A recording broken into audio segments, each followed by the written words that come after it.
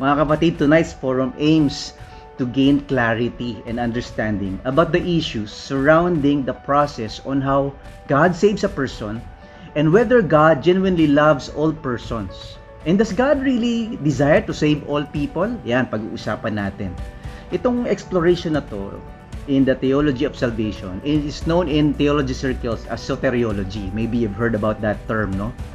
So tonight, guys, there are some things that I will say during tonight's forum that you might not agree with.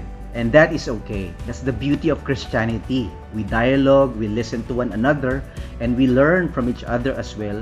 So we agree to disagree. We choose to set our disagreements and learn from one another as well. There are also some things tonight that you may find good and beneficial, even when you don't agree. So I encourage everyone tonight to keep an open mind, to have a teachable heart. In the end, we may not agree on everything, but we can at least try to listen and understand where the other Christian views are coming from. Ayan. So excited na ba kayo? I'm so excited tonight. So let's begin. So tonight, we'll talk about several issues in the aspect of salvation, how God saves people and why God saves people. So tonight, let me begin by introducing you to the topic of theology and our human condition. Something about our humanity limits us from understanding full well God's heart, God's mind, and God's ways. So siguro nagtataka kayo, no? Bakit nga ba, Pastor Mike, maraming mga theologies within the Christian family?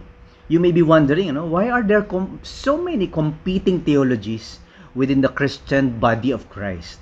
Merong Baptist theology, there is Pentecostal theology, there is what we call Methodist theology, Presbyterian theology, meron pang Wesleyan theology, Lutheran theology, Catholic theology, Charismatic theology, and on and on and on.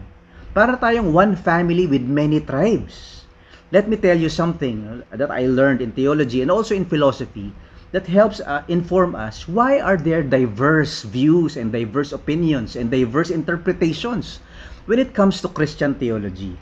So let me begin by telling you the story of the blind men and the elephant. So once upon a time, a group of blind men heard that there is an elephant in the village. Mga grupo ng mga bulag, uy, mayroon daw elepante ah. So they had no idea what an elephant is.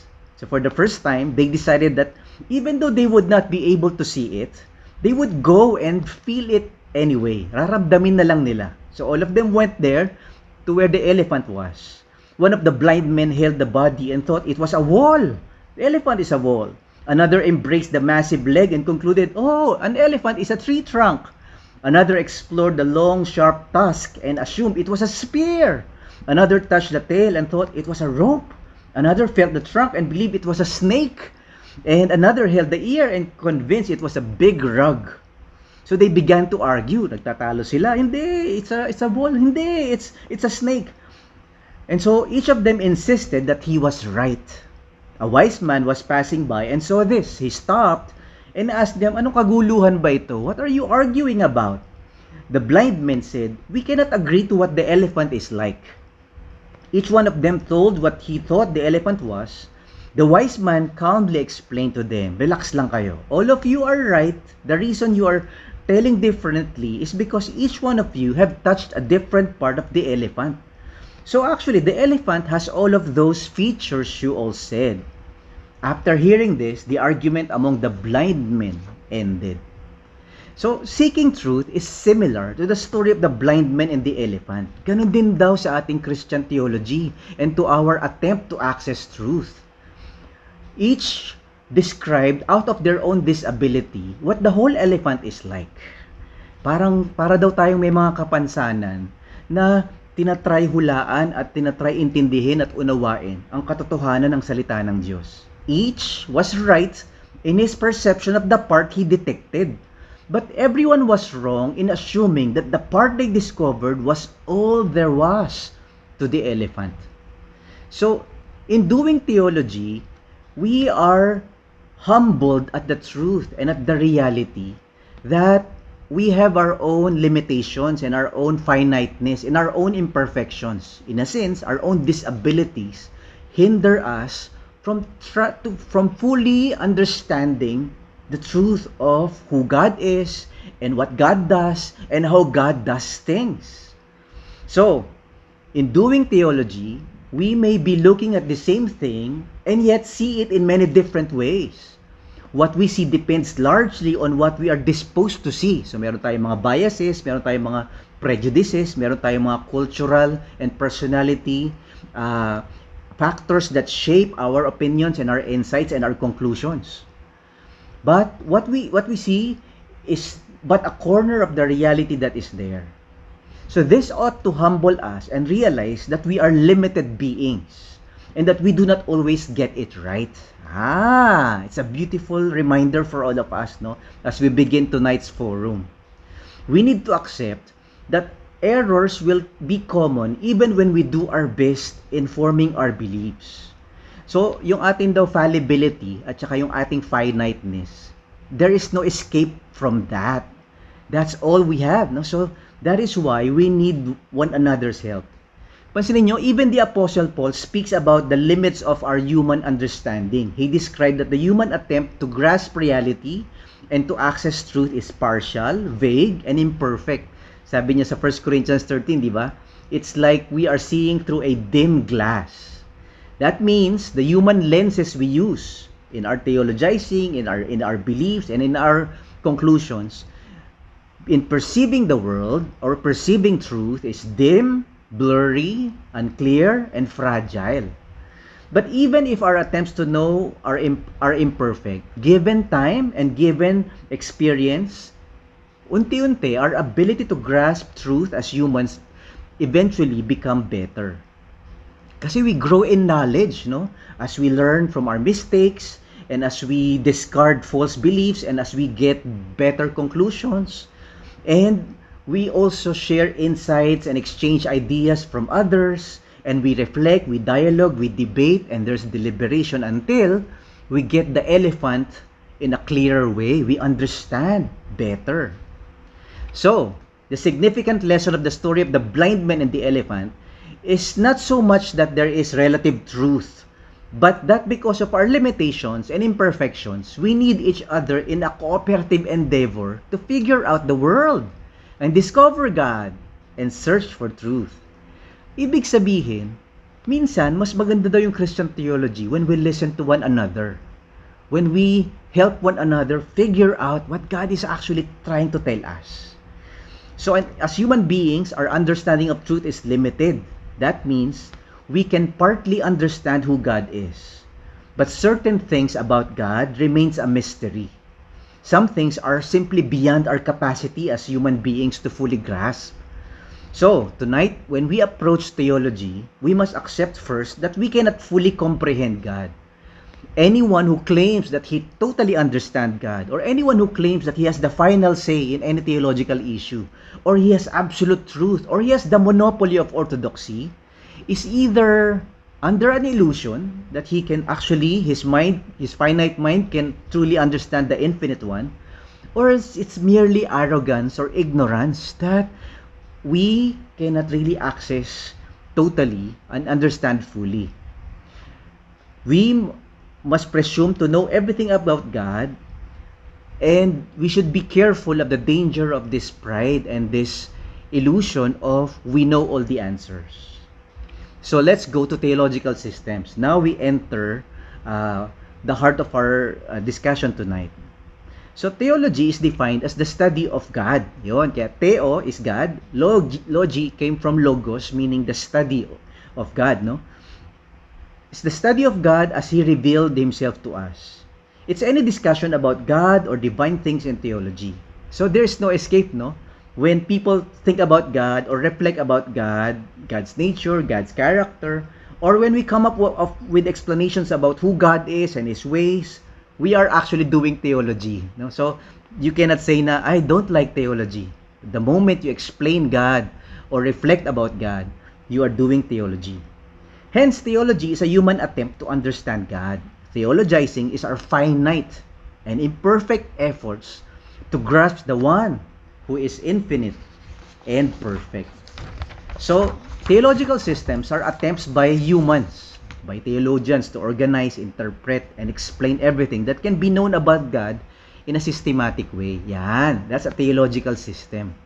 These are our best efforts to understand the nature of God, creation, human beings, and salvation. So, throughout history, there were many theological systems within Christianity. Nako, ang tagal na ng Christian history, 2,000 years. These systems are usually identified with the thoughts and the teachings of certain Christian thinkers who lived at a certain point in church history. Yan. Most of them are after the apostles, the church fathers, the reformers, and the Christian theologians of the modern century. So this body of theological systems include, for example, the theology of Pelagius, which is Pelagianism, the theology of Augustine, Augustinianism, the theology of Calvin, Calvinism, the theology of Arminius, the theology of Luther, the theology of Wesley, the theology of Molina, Molinism, and many others. So one way to understand how theological systems work is through the following diagram. So I got this from the CCF position statement on theological systems. So let's say the large circle, the large blue circle, represents everything revealed about God in the Bible. That's the truth of who God is. The three shaded areas, the square, the triangle, and the oval, represent theological systems. So each of these three theological systems seeks to account for as much the information revealed about God as possible. So ganun talaga ang ginagawa ng theological systems. These are human attempts, man-made attempts to try to figure out God's truth. Pero lagi silang merong nakukuhang tama, pero meron din nakukuhang mali. Yan, ano? In most cases, because of the natural limitations of the human mind, there are systems that introduce things that are not in the Bible, but there are things that they concluded or figured out that are in the Bible and the truth of God's Word. So while each system organizes and systematizes a large part of the scriptures, the large part of God's truth, none of them covers everything. Some of them got it wrong, some of them got it right, but many times they cannot figure out everything. So they are trying to understand God's revelation. So yan. So, ganun pala yun, ano? Yung ating mga theologies are like that. It's a human attempt to try to figure out what God is all about. And it's imperfect, it's fallible, it's limited. So the problem with all these systems developed by fallible people with finite, limited, and imperfect abilities to know. No? So, theological systems, whether it's Calvinism or Arminianism and whatnot, they cannot account for things that go beyond our human capacity to understand, nor can they fully account for everything revealed to us in God's Word. There are things about God that they got right, but there are things about God that they got wrong. Kaya ito talagang mapapahumble ka talaga. Ito palang hinahangaan kong theologian. Ito palang ina-embrace kong theology. Is a finite, fallible, imperfect attempt to try to figure out God. And so it humbles us to realize na we don't have the final say. In fact, it drives us to be open to what the others say. And so it's like we ask ourselves, what did I get wrong? What did I miss? What did the others figure out that I failed to find out? Yan, wow! Isn't Christianity a better place if we are all like that? So, theology and the authority of the Bible. While we have different conclusions and sometimes conflicting interpretations or sometimes incomplete understanding of God and God's truth, as Christians, we have a final authority as well. The Bible, not any theological system, not any theological thinker, not any theological school. Our final authority for the search for truth is the Scriptures. So in doing theology, it is important that we learn from those sources. But we must always weigh their teachings against what the Bible say. Yan, Can Calvin make a mistake? Of course. Can Augustine make some errors in his theology? Yes. Can Luther also make some mistakes or can have some flaws in his understanding of God's truth? Yes. Why? Because all these theological systems, whether it's by Wesley or Calvin or by Luther or by Arminius or by Augustine, are all imperfect, fallible, finite attempts to try to figure out the one who is infinite and the one who is Perfect. So tonight we'll dive into an aspect of theology. Theology is like a wide ocean, of thoughts and ideas about God. But tonight we'll talk about theology proper, who God is. So, one aspect of Christian theology that is foundational to the other topics, to the other domains, is the theology of God. This asks the question, what is God like? What does God want? What are God's thoughts? How does God work in this world? Yeah, that's the theology of who God is.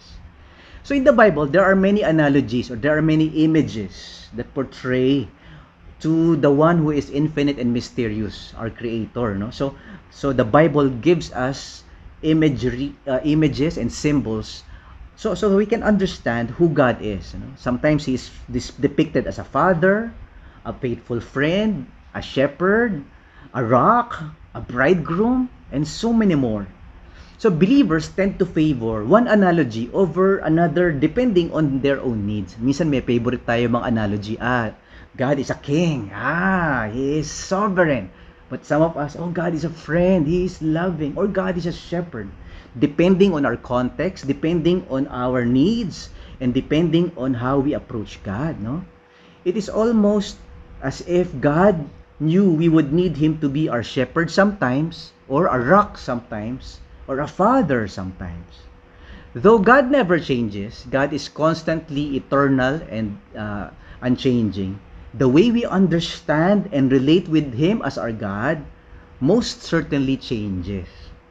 So, Calvinism and Arminianism are two systems looking at exactly this.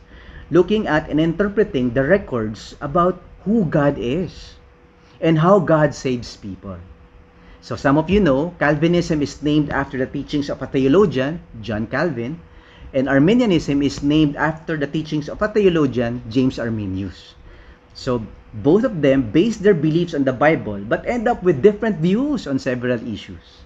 Ayan alam nyo na, alam na this. John Calvin is not an apostle, he's not like St. Paul or St. John or St. James. So his writings are not equal to the biblical writers. So he is not inspired or infallible. Ganon din si James Arminius. These are mere human beings, theologians, who tried to explain, to try to give their insights, to guide the church on how to understand who God is. So they are not the Bible, okay? They are not the final authority, but they are helpful in our search for who God is. So of course, there will be some in each of these groups, Calvinism and Arminianism, who do not believe certain points of their own system. That's normal, You don't agree with Calvin in some points, but you agree with him in some points. You don't totally agree with Arminianism, just part of it, okay lang yun. But there will be those who agree with the sort of the opposing system naman. Some of you prefer Arminius perspectives, or some of you prefer Calvin's conclusions and all of that. In other words, not all Calvinists hold to every point of the Calvinist system, nor does every Arminian uphold every point of the Arminian system. But some do. Yan. So merong mga solid Calvinists. Yan. I will explain that later. May mga solid Arminians. So, for example, both Calvinists and Arminians believe God is supremely glorious and desires that His glory to be made known throughout all the earth. But they simply disagree as to how God has chosen to go about displaying that glory. So both of them want the glory of God. Both of them believes that God is supreme and glorious, but they disagree on certain matters on how God displays that glory. Calvinists believe that God's glory is best displayed through the attribute of being in total control, typically referred to as sovereignty. On the other hand, Arminians are convinced that God is most glorified when it is displayed through the attribute of mercy and motivated by His self-sacrificial love for all. Interesting. So both of them are after the same thing, the glory of God, but they emphasize how God is doing it. Does God get glory by becoming totally in charge? Of course. Does God get glory when He manifests love and mercy to all people? Of course. But the two systems, Calvinism and Arminianism, tend to emphasize only one over the other. I hope that makes sense.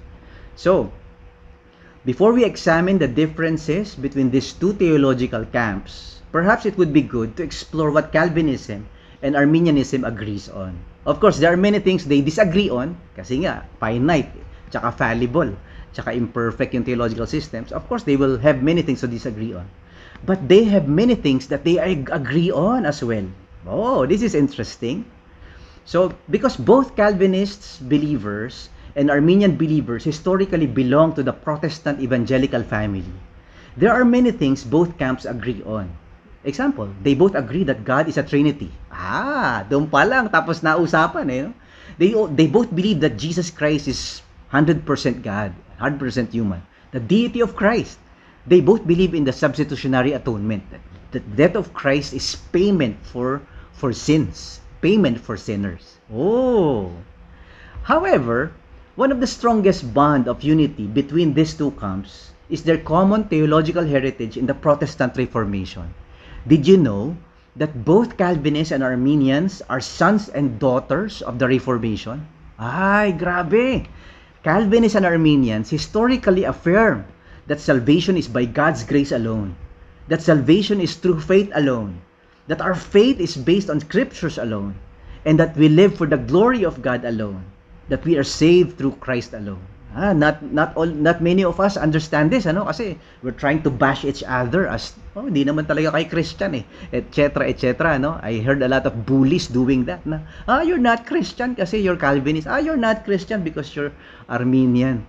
But the truth is, when we look at church history, they all go back to the same heritage, the Protestant Reformation. Sola Gratia, sola Fide, sola Scriptura, sola Deo Gloria, and solus Christus.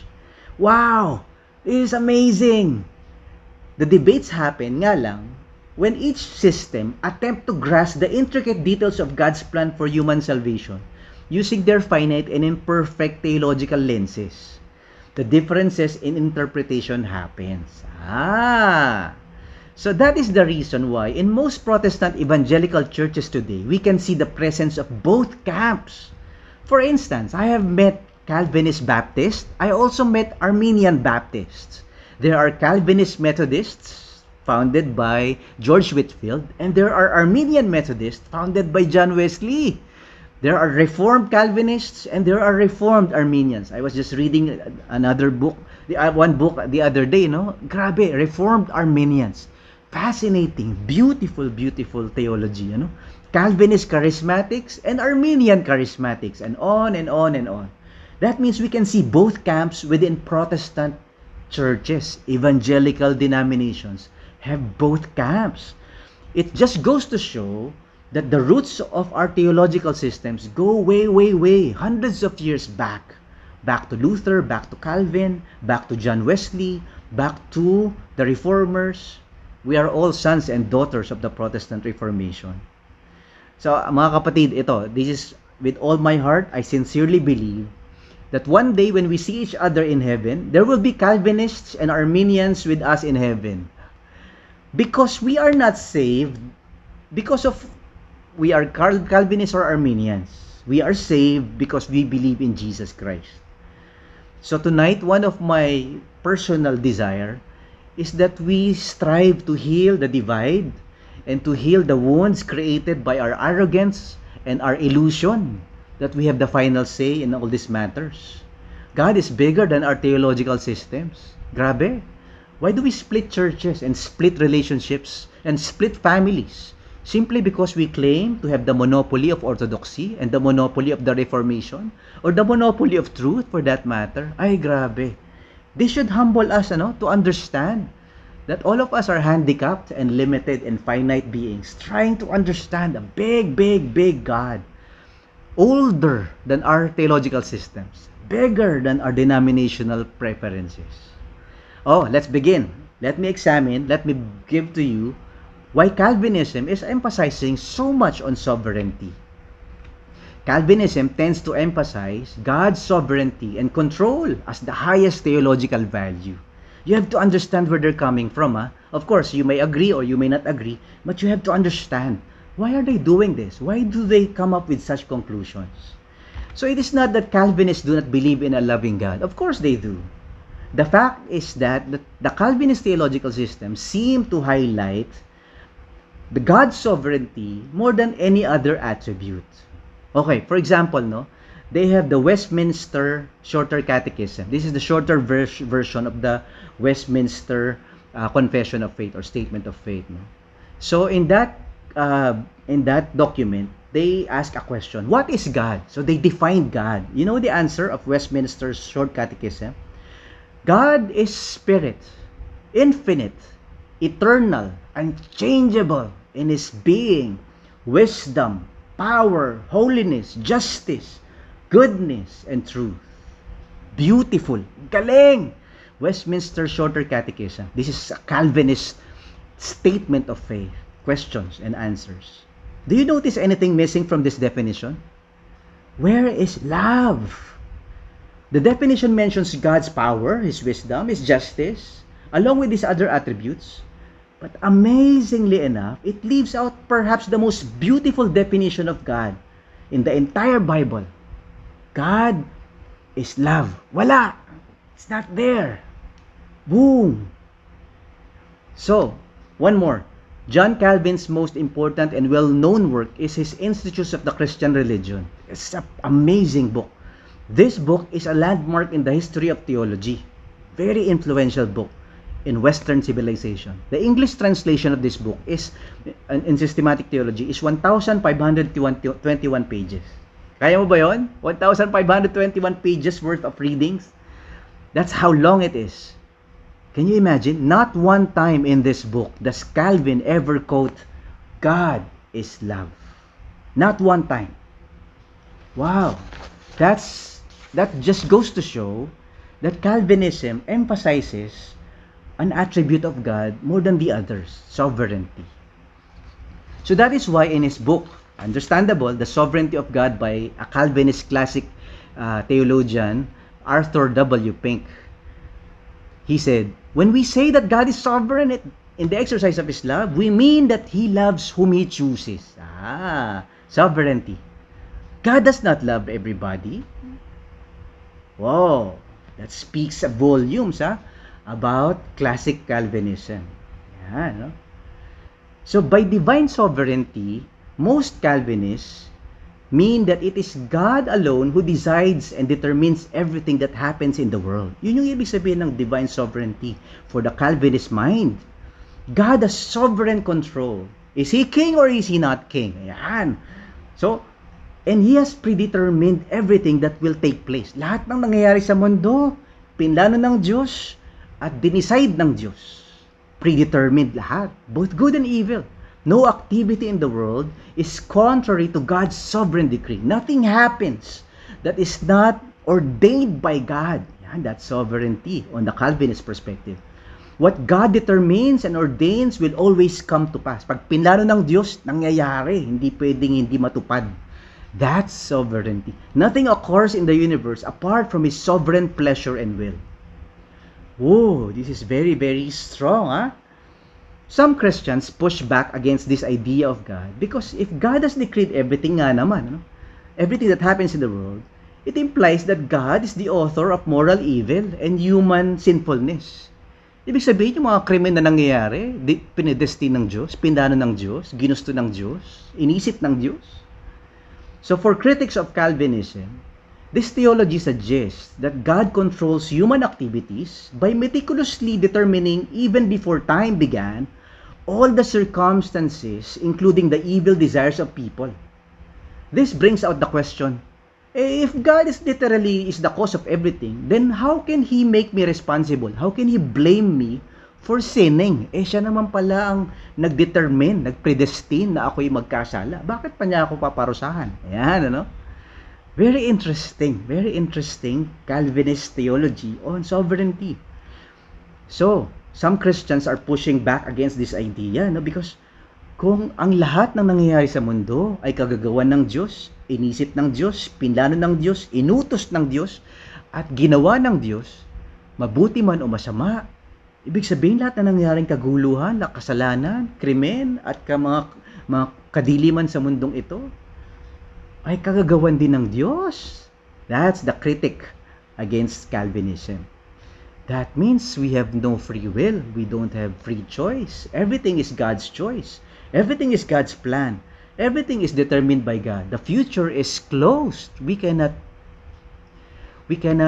create our future. The future is already done and figured out, pre-planned, predetermined. So, this also means that humans do not actually have free choices or the ability to refrain from evil or to choose good. Instead, humans are acting in accordance with the desires and circumstances that God has meticulously predetermined. So that's why minsan si Calvinist Pastor John Piper edited a book quoting from an author, Mark Talbot.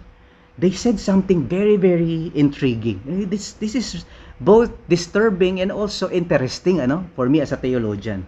You notice what they said in the book entitled Suffering and God's Sovereignty. Yeah, Suffering and the Sovereignty of God.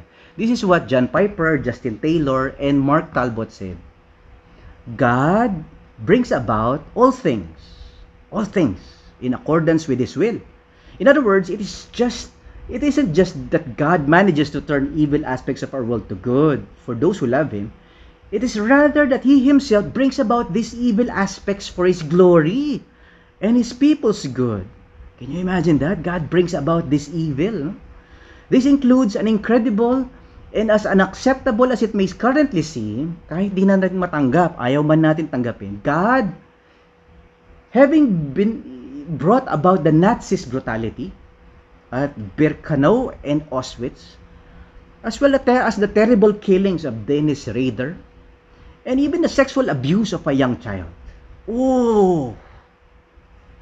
Whoa! Can Piper do this? Say this? God is the author of all these killings and the Nazis' brutality and the sexual abuse of a child. If you are a consistent Calvinist, you will tend to say, yes, God, nothing happens in the universe without God's command, without God's decree, without God's determination. Ooh, interesting. So, for example, John Calvin in the Institutes of Christian Religion said, we hold, sabi niya, creatures are so governed by the secret counsel of God that nothing happens but that what He has knowingly and willingly decreed. Walang nangyayari sa mundo na hindi kagagawan ng Diyos at inisip ng Diyos at pinlano ng Diyos at inutos ng Diyos. He decreed all things to happen. Wow! Total control, no? So, John Calvin went on another paragraph, he said, we hold that God is the disposer and ruler of all things. That from the remotest eternity, according to His own wisdom, He decreed that He was to do, and now His power executes what He decreed. Hence, we maintain that by His providence, not even heaven and earth and inanimate creatures only, but also the counsels and the wills of men are so governed as to move exactly in the course which He has destined. Lahat daw ng iniisip natin, ginagawa natin. At pinipili natin, ay lahat pinili ng Diyos para sa atin. So, that's why thieves and murderers and other evildoers are instruments of divine providence, being employed by the Lord Himself to execute judgments which He has resolved to inflict. Boom! This is John Calvin, Institutes of Christian Religion, Book 1, Chapter 17, Paragraph 5. Ito, the plot thickens. He says, the devil and the whole train of the ungodly, lahat ng masasama sa mundo, are in all directions held in by the hand of God, as with a bridle. Kontrolado ng Diyos yan, so that they can neither conceive any mischief, nor plan what they have conceived, nor how much soever they may have planned, move a single finger to perpetrate, unless in so far as God permits, nay, unless in so far as He commands, that they are not only bound by His chains, but they are even forced to do Him service. They are all in the service of God's determination, God's decree. The King wants them to do certain things, they do it. Whoa. So, Calvin went on and he said, it is clear that all events take place by his sovereign appointment. All events. Whether it's a tsunami or an earthquake, whether it's a crime committed against a 3-year-old, whether it's a gang rape, whether it's whatever is happening in the world, good and bad, evil and just, they are all part of God's perfect, all-wise, sovereign plan. So for example, the Westminster Confession says, God's glory shines forth when He exercises His absolute power over His human creatures, when He chooses by His secret or unsearchable sovereign will to save some and to damn others as God pleases. So, some people, according to Westminster Confession of Faith, are born destined for heaven, eternal life. Some people are born into this world as babies, destined for eternal damnation, hell. You ask why? Gusto ni Lord eh. Some Calvinists will say, it is a secret, unsearchable, sovereign will. That's, si Lord na lang nakakaalam nun.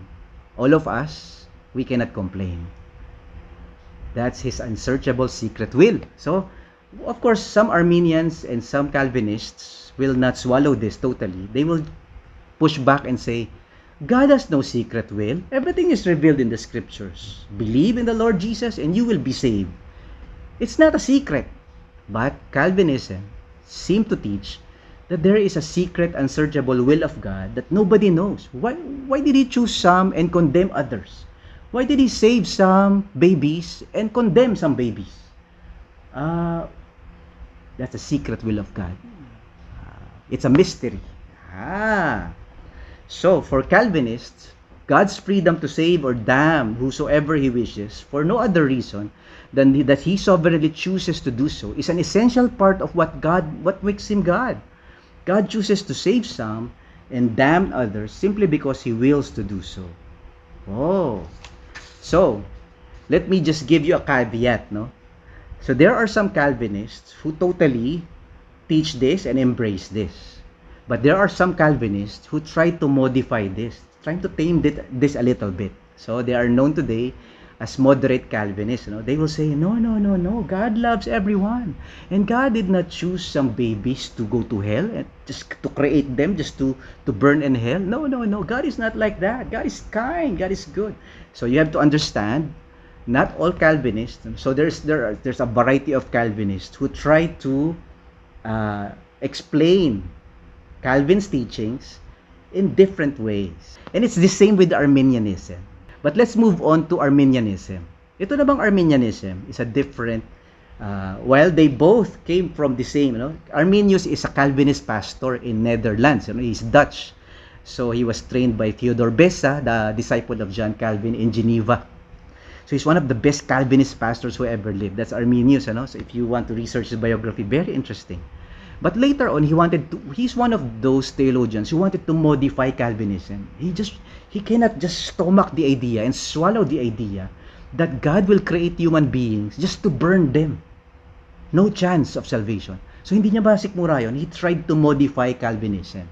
But of course, the other colleagues of his, decided to just, kick him out. And so, Arminian theology was born. It was meant to revise Calvinism, but they became a theology of their own. So that's the history of Arminianism. Arminianism tends to emphasize God's love and mercy as the highest theological value. Very interesting. It is not that Arminians deny the sovereignty of God. The fact is that it seems that the central focus of the Arminian theological system is the love of God. Arminian theology stresses that God's love is absolutely foundational for a true account of Christian theology. Yan ang Arminianism naman, no? So, consider, for example, James Arminius said, consider as a whole, the foundation of the Christian faith is rooted in the twofold love of God, without which there is neither or nor can be any Christian religion. The first is love of justice. God loves fairness. Gusto niya, patas. So, yung katarungan, love of justice, which is the source of God's hatred of sin. And the second is love for humanity, endowed by God with reason. And so that's the love of God according to James Arminius. As Arminius sees it, the love of God is so central to Christianity that Christianity could not possibly exist without this love of God. The love of God is not a secondary truth that might be overlooked or given relatively minor emphasis compared to sovereignty and power. Quite the contrary. For Arminius, without the love of God, there is no Christianity. Ay, grabe, no? At the very onset, we now have a hint on where this theology is going. So, Arminian theology, by contrast, insists that in the strongest possible terms, that because God deeply loves all persons, Christ truly died for all. The gospel is truly good news for the whole world. You cannot say good news when it's only meant for some, including every person who has been or ever will be born. Whoa! So for example, no, the passage John 3:16, for God so loved the world that He gave His one and only Son, that whosoever believes in Him shall not perish but have eternal life. For the Calvinists, they will exegete this as the world means the world of the elect, the world of the chosen ones, from every nation, every tribe, and every ethnic background. That's the world. That's the world of the elect. So yung whosoever believes is not for all people. It's when the elect comes to believe. Very interesting, no? But for the Arminian, the world means every human being on planet Earth, the cosmos. The world is in Greek cosmos. The whole universe is loved by God, and Jesus was sent to this world that is loved by God, and whoever believes. So it's an open call, no? Everyone is welcome to come. Everyone is invited. No chosen few. May I explain this, no? So that's for the Arminian. So that means Jesus died for all persons as well. So for example, the passage 1 John chapter 2 verse 2, He is the atoning sacrifice for our sins. And not only for ours, but also for the sins of the whole world. So for the Calvinists, they will exegete the whole world means the whole world of the elect. It's the nations that comes from different aspects, different backgrounds, different tribes, all coming bought by the blood of the Lamb. So, but for the Arminian theologians, the whole world means the whole world. That means He died for every person on this planet. Those who have not yet been born, and those who are about to be born, and those who have been even existed in the past. Jesus died for them. Very interesting. By the way, there are many passages naman kasi that seems to indicate that Jesus died not for every person. In fact, there are passages that says Jesus died for the church. Jesus died for His own. Jesus died for His sheep. Jesus died for His flock. Jesus died for His people. Woo! So the Calvinists seem to indicate, using these passages, that, you see, He did not die for everyone. He did not die for all. It's a very interesting debate. And the plot thickens. Another passage, 2 Corinthians 5 says, for Christ's love compels us, because we are convinced that one died for all, and therefore all died. And He died for all, that those who live should no longer live for themselves, but for Him who died for them and was raised again. So for the Calvinists, the word all here it means all of the elect, all of those who are loved by God, predestined by God. He died for them. But for the Arminian, this means all people. He died for all people. And so Paul went on, he says, and all this is from God who reconciled us to Himself through Christ and gave us the ministry of reconciliation. That God was reconciling the world to Himself in Christ, not counting people's sins against them. And He has committed to us the message of reconciliation. So for the Calvinists, the word world here is connected to the word us in the previous sentence. So, God who reconciled us, believers, the church, the saints, to Himself. So, the world is actually connected to the world of the believers. God is reconciling the world of believers, the world of the chosen elect, to Himself through Christ. So it fits in the theological system, that Jesus will only die, shed His blood for those who have been predetermined and chosen by God from the very beginning. But for the Arminians, the word world is the word world. It's every person on planet Earth. God is reconciling every person in the world, the whole world, to Himself through Jesus Christ. So, 1 Timothy chapter 2 says, God our Savior who wants all people to be saved and to come to a knowledge of the truth. For there is one God and one mediator between God and mankind, the man Christ Jesus, who gave Himself as a ransom for all people. So for the Calvinist theologian, the word wants, God our Savior who wants. The word wants here has two meanings. So that means God has a general will. So He wants everyone, come and believe in Jesus. But He has a secret will. So He has a general will, a general call for everyone, come. But He has a secret will. And that is, He just wants the chosen ones, the elect, to really come to Jesus. And they will surely come because they cannot resist the work of grace, the work of God in their lives, because they're chosen ones. Ayan. So, yung word na want, I have a student in seminary who did a paper on this, God's desire. God desires all people to be saved. Yung word na desire on a Calvinist theological system, there's a general desire and there's a secret, mysterious desire that only God knows. Nobody knows. So it's like He's saying, I love everyone, but secretly He's saying, I love my own. I love the elect only. They are the ones who will truly be saved. But for the Arminian, there's no secret will. The will of God is very clear. He wants all to be saved, and anyone who comes to Jesus and believes in Jesus will be saved.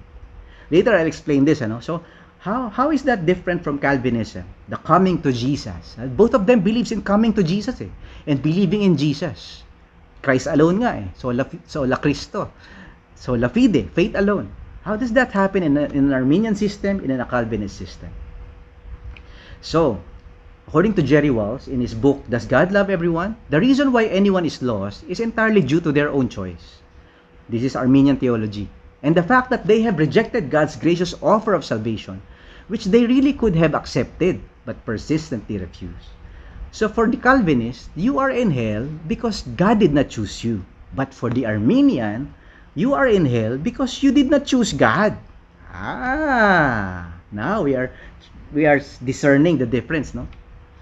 So John Wesley, in his book, The Works of John Wesley, he said, God's loving mercy is displayed in offering salvation to every creature, actually saving all that consent thereto, and doing for the rest of all that infinite wisdom, almighty power, and boundless love can do, without forcing them to be saved, which would be to destroy the very nature that He had given them. Alright. So, let me summarize. So, for Calvinism and Arminianism, they both believe in total depravity. So, hindi totoo yung mga sabi-sabi, yung mga Arminian, hindi naniniwala sa total. That's not true. At least historically, and you read every Wesley and Arminian book, they believe in total depravity. Of course, mayroong konting nuance with Calvinism and Arminianism, but they both believe that sin has affected our total nature, that our whole being is sinful and in need of salvation, and man is unable to save himself without grace. So both of them believes in sola gratia and sola fide. Faith alone, grace alone. So the work of the Spirit is needed for salvation, both in the Calvinist system and in the Arminian system. For the Calvinist, however, God selected to save individuals solely based on His own sovereign will, not based on any foreseen response of faith. But for the Arminian, God selected to save only those whom He foreknew would of themselves freely believe the gospel. Okay, so now we're seeing some difference, no? So, this is called election by foreknowledge or conditional election for the Arminian, unconditional election for the Calvinist. Calvinism believes that Christ died only for the elect. That makes sense because the elect are the chosen ones. You don't want to waste the blood of Jesus on people who will not be saved. Sayang naman yung sacrifice ni Jesus sa cross. Yan. So, Christ died only for the elect, and the elect will surely believe. Wow. So, it's the work of God from beginning to end. For the Arminians, Christ died for all people. but only those who believe will be saved. So that means for the Arminians, the cross is offered for all, but it's only effective for those who believe. For the Calvinists, the cross is only offered for the chosen few, the elect, and the effect is effective on them. Surely, they will believe and they will be saved. So, kumbaga, it guarantees the success of Calvary. No wasted blood spilled on Calvary. So, Calvinism believes that through irresistible grace, the elect is compelled to believe. So, the grace of God works to the elect and they cannot resist. They will ultimately believe.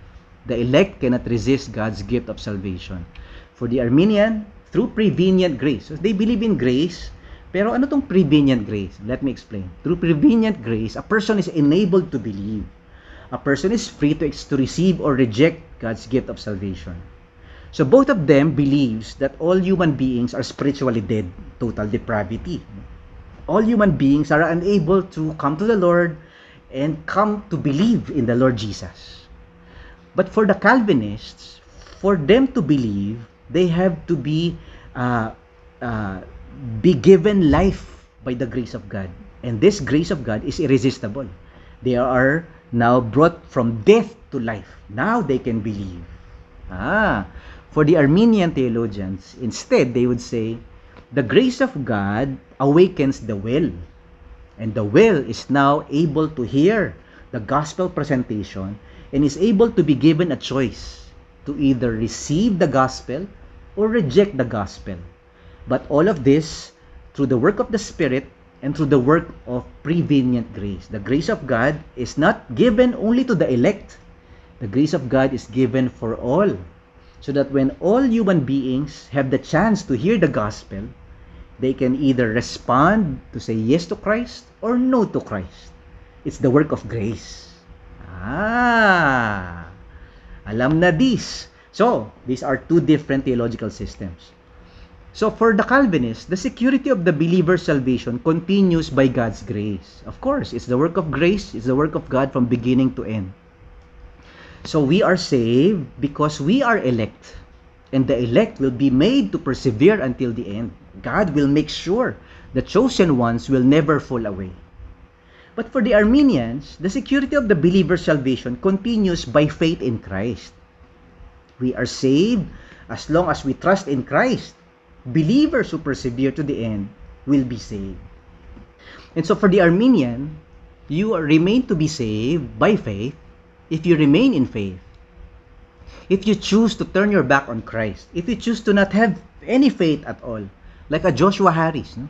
Ayoko na, I don't want to have faith in Jesus anymore, then you are no longer guaranteed the gift of salvation, because salvation is only beneficial if you have faith. So believers who persevere, have faith until the end, will be saved. Very interesting. Of course, some Arminians will have variety of versions on this. Some Arminians will say backsliders are no longer saved, but some Arminians will say backsliders are still saved, because the only disqualifier for salvation is apostasy. So a backslidden Christian still has faith in him, even though it's little, but the apostate, the one who said there is no God, the apostasy, or said that Christianity is false, that's the one who loses his salvation. So, for Calvinism, a person goes to heaven because God chose him, election. A person goes to hell because God rejected him or passed him by, ignored him. Reprobation ang tawag dito. So, the elect and the reprobates. So, and this is before time began. God decided who will go to hell and go to heaven even before they were born. That's the decree of God, the decree to elect some people for salvation and some people for reprobation. For the Arminian, a person goes to heaven because he chose God. A person goes to hell because he rejected God. So the debate here between the Calvinist and the Arminian is, ibig sabihin, God is held hostage by your decision. Unless you decide, God cannot save anyone. So that means you are stronger than God. So that's also a beautiful suggestion or argument, no, against Arminianism. Is God limited by our choices? Is God hindered? God's saving grace, is that hindered by our resistance? So, for the Calvinists, a person must become born again first so that he can believe. Oo nga naman, he's dead eh. Spiritual dead. So, he needs to be given new life before he can have faith. Faith is God's gift given only to the elect. It's not for all. It's only for the chosen ones. But for the Arminian, a person must believe so that he can become born again. Salvation is God's gift offered to all, received through faith. Believe in the Lord Jesus, and you will be saved. So merong order of salvation. For the Calvinists, salvation is an act of God from beginning to end. They call this monergism. It's all God. It's all God. It is given only to the elect. But for the Arminian, salvation is both God's initiative and human response. They call this synergism. And it is offered not only to the elect, it's offered to all people. Salvation. So, what are the problems of Calvinism? So, ito yung mga questions that we can ask our Calvinist brothers and sisters that they can wrestle with. We can wrestle with this. Why should a person pray if God is going to do what He plans to do? Regardless of our actions, our requests, or our responses. Ba't pa tayo mag-pray? Kung wala na palang pwedeng mangyari na pwede nating impluensyahan ng Diyos or makiusap sa Diyos na baguhin yung mga pangyayari. Predestined na lahat eh. So the Calvinist can wrestle with that. Does divine sovereignty make God the author of sin? Kung ang Diyos lahat ang nag-isip at nagplano ng lahat, itipinlano niya rin yung pagkamatay ng kapatid ko na ginang-rape at 32 stabs at tinapon sa inisip ng Diyos yun? Ano ba klaseng Diyos yan? What kind of a God is that who plans all these terrible things in the world? If God determines everything that will happen, is God the author of evil? That's something to wrestle with, if you are in the Calvinist system. How do unconditional election, irresistible grace, and guaranteed perseverance avoid violating human will? Are we robots? Or do we have human responsibility? Are we accountable to our own choices? Are we responsible for our own sinfulness? Or we are doing things because God determined for us to do those things? Are we robots? Yan. How can God be just and all-loving if He does not make it possible for all the lost to be saved? Ano ba naman yan? Ba't siya merong pinili lang? Ba't di niya pa ginawang open invitation for all? Nagtitipid ba siya? Maikli ba ang pag-ibig niya? Konti lang ba yung pagmamahal niya? Ba't niya tinitipid? Ba't konti lang yung binigyan niya ng mercy? Something to wrestle with. What kind of God is this? What kind of love is this? If He chooses a baby to be born and just be sent to hell. Something to think about, for the Calvinist system. So I have many friends who are wrestling with this in the Calvinist camp. What is the purpose of evangelizing people when they are already elected to salvation? Ba't pa tayo mag-evangelize? Sure ball na rin pala na masisave itong mga elect na ito. Or sure ball na yung taong ito, hell na pupunta. Ba't pa tayo maglasayang ng pagod at laway? Papunta naman siya ng impyerno kasi hindi siya elect. Hindi siya pinili manamaligtas. Alright. Another thing to wrestle for the Calvinists. Is it fair for God to condemn the non-elect to hell when they were not given the possibility or chance to be saved? Is that fair? Is that justice? So, may init na yung ulo ng iba sa inyo dyan. Did God created them only to send them to hell? What are the problems for Arminianism? Alright, let's see. What are the problems for the Arminian camp? If humans are totally depraved and dead in sin, how can they respond to God without first being given new life? Oo nga naman. If they are dead in sin, they are spiritually dead. How can they respond? Di ba? Patay nga eh. Pwede bang manampalataya yung patay? Yan. So kahit na anong gawin mong sinner's prayer o altar call o pagtaas ng kamay, I trust Jesus, I try Jesus. Patay ka nga eh.